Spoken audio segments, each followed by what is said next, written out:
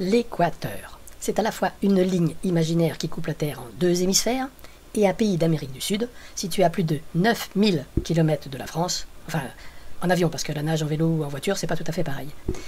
Il est grossièrement partagé en 4 régions. La côte, avec de nombreuses plantations fruitières, l'altiplano, à plus de 2500 mètres en son milieu, une zone humide à l'ouest de l'altiplano, les pluies sont bloquées donc c'est luxuriant, et la forêt amazonienne équatoriale à l'est. La côte, beaucoup d'agriculture et peu d'intérêt, enfin c'est subjectif, mis à part une île, semblable aux Galapagos. Il a des plata. Plata signifie argent en espagnol, car de nombreux oiseaux y déposent leurs offrandes, défiantes. C'est protégé, 45 minutes de bateau et guide obligatoire pour y accéder. La zone tropicale avant l'altiplano, c'est humide, il pleut beaucoup, beaucoup, beaucoup, luxuriant, de très nombreuses fourmis mais pas que, peu de touristes et de la liberté pour se promener. Ah, le croassement des grenouilles la nuit! L'altiplano, c'est la cordillère des Andes qui s'étale sur 600 km. De nombreux volcans dépassent 5000 mètres. Celui de Cotopaxi est réputé pour être le plus dangereux de la planète. Pas de chance, il est entré en activité la veille de notre arrivée. Interdit de passer à côté. Deux lagunas ont un intérêt à 4000 mètres. Quilotoa, la carte postale du pays, et Quicocha. C'est près d'eux que j'ai trouvé des fourmis à 3972 mètres, record pour le pays. Cela m'a permis de publier un article, le lien est dans la description en dessous.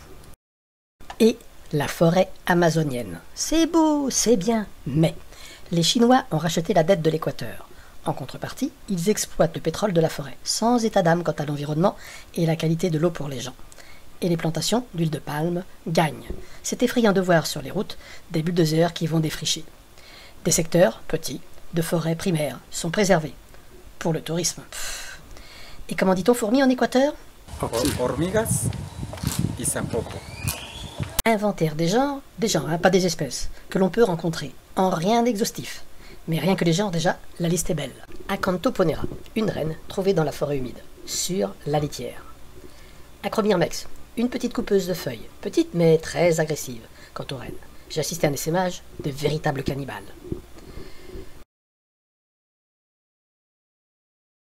Atta, les grandes coupeuses de feuilles, grandes et très nombreuses, une horreur. Des nids énormes, des arbres défoliés en une nuit, un cauchemar pour les agriculteurs.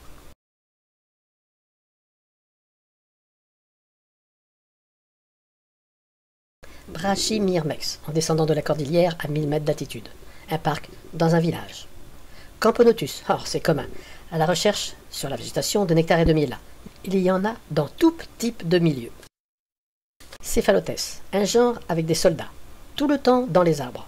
Avec de larges têtes, elles obstruent l'entrée des galeries dans les arbres qu'elles occupent. Comme Colobopsis, des petites antennes. Crématogaster, en forêt humide, mais également dans les habitations communes et opportunistes, on en trouve partout.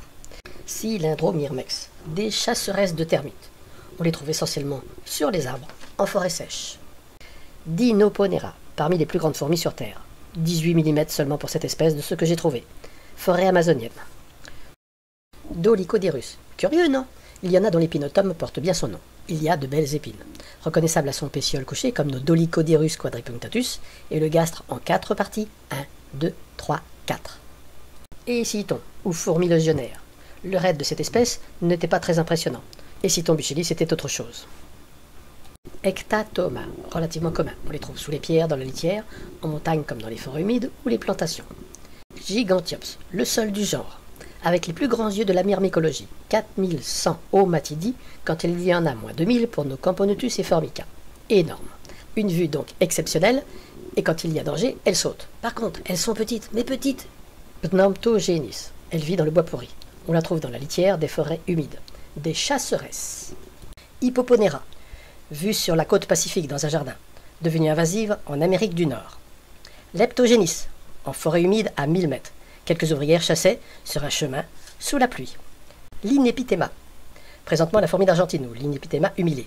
Elle est omniprésente dans les parcs de la capitale, Quito, à 2900 mètres. Mégalomyrmex, des nids pleine terre en forêt humide. Un petit trou avec de la terre excavée comme repère pour les trouver. Des chasseresses dans la litière. Neoponera, vue dans la forêt amazonienne, en ville, sur un parterre fleuri. Le genre est commun en Amérique du Sud, c'est un prédateur et un charognard.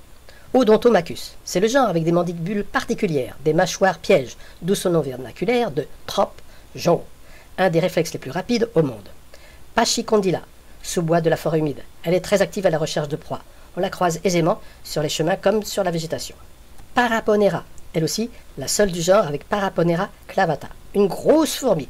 Elle chasse isolée, ne se déplace que très lentement à l'affût des proies dans la litière et le feuillage. Les locaux la craignent pour sa piqûre. Fédole, genre présent sur tout le territoire, c'est discret. Fédole cameroni n'est que sur les hauteurs. Elle est championne équatorienne d'altitude. Pogomyrmex, en forêt humide à 1000 mètres pour celle-ci. On peut l'observer dans un verger sur un arbre. Le genre a une écologie très vaste selon les espèces. Pseudomyrmex, une arboricole à la piqûre très douloureuse. Elle monte et descend des arbres pour fourrager. Les nids sont dans des tiges creuses. Rhasopone, petite ponérine de la forêt humide. Elle est connue pour se nourrir de cadavres. Tapinoma mélanocéphalum, vue sur l'île de Plata, dans le Pacifique. Deuxième mention pour le pays. L'île est en réserve intégrale, personne n'y vit. Seuls passent les pêcheurs et les touristes accompagnés. Tétramorium, des invasives dans ce pays. Elle reste confinée au littoral.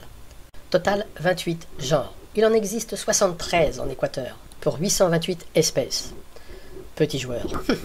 Mais j'ai découvert des genres qui m'étaient inconnus, comme Tétramorium. Non, je rigole. Rhasopone, par exemple, ou Mégalomyrmex sont de bonnes surprises. On peut faire mieux. Il faudrait pour cela tamiser la litière. Mais je ne suis qu'un touriste de passage.